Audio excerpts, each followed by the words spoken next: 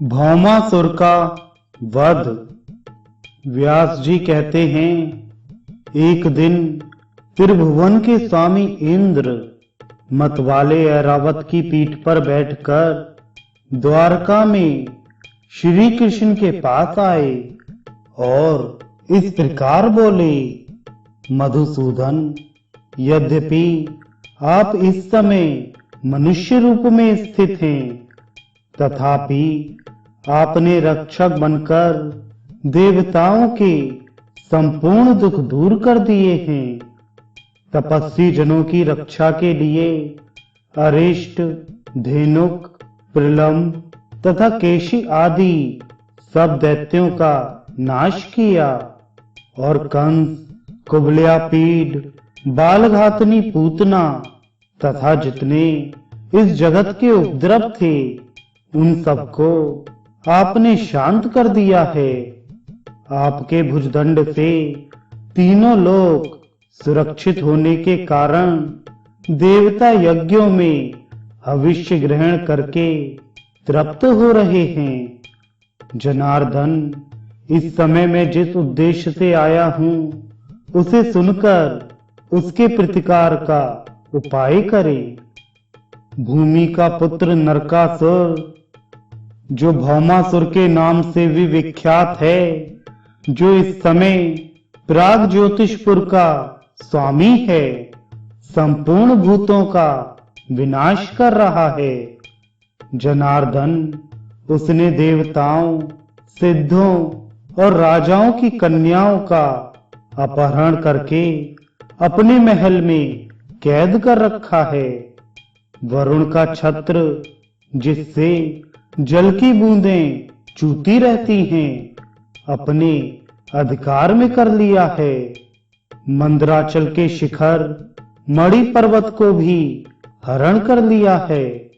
इतना ही नहीं, नरकासुर ने मेरी माता अदिति के दोनों दिव्य कुंडल भी, जिनसे अमृत झरता रहता है, हर लिए हैं। अब वह मुझसे ऐरावत हाथी लेना चाहता है। गोविंद, उसका यह दुराचार मैंने आपसे निवेदन कर दिया।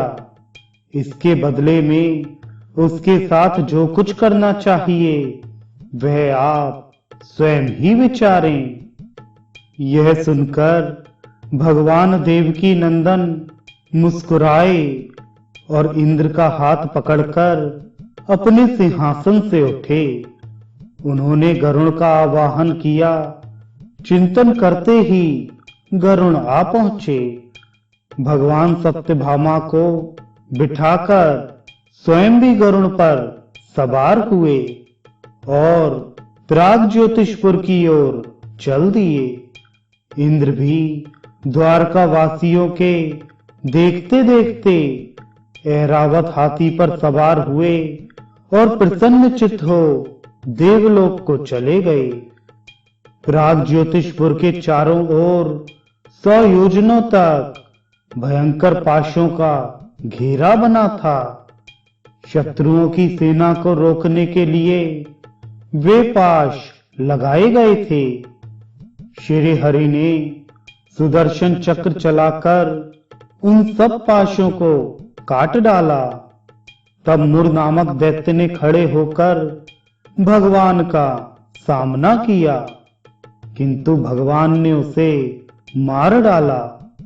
मुर के 7000 पुत्र थे। श्री हरि ने चक्र की धार रूप अग्नि से उन सबको पतंगों की भांति भस्म कर दिया। मुर को मारकर उन्होंने हयग्रीव और पंचजन को भी यमलोक पठाया तथा बड़ी उतावली के साथ प्राग ज्योतिषपुर पर धावा किया। नरकासुर बहुत बड़ी सेना के साथ सामने आया। उसके साथ श्री कृष्ण का घोर युद्ध हुआ। उसमें श्री गोविंद ने सहस्त्रों दैत्यों का संहार किया। भूमि पुत्र नरक अस्त्र शस्त्रों की वृष्टि कर रहा था। दैत्य मंडल का विनाश करने वाले श्री हरि ने चक्र चलाकर उस असुर के 2 टुकड़े कर दिए।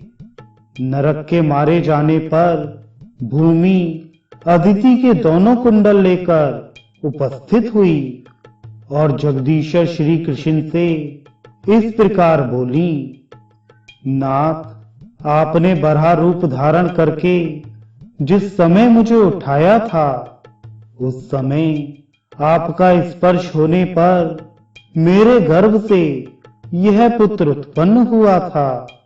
अतः इसे आपने ही दिया और आपने ही मार गिराया। ये दोनों कुंडल लीजिए और नरकासुर की संतान की रक्षा कीजिए। प्रभु, मेरा ही भार उतारने के लिए आप अंश सहित अवतार धारण करके इस लोक में आए हैं। आप ही कर्ता, विकर्ता और संहर्ता हैं।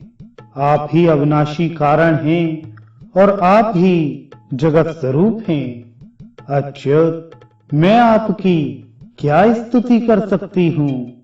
आप परमात्मा, जीवात्मा और अविनाशी भूतात्मा हैं।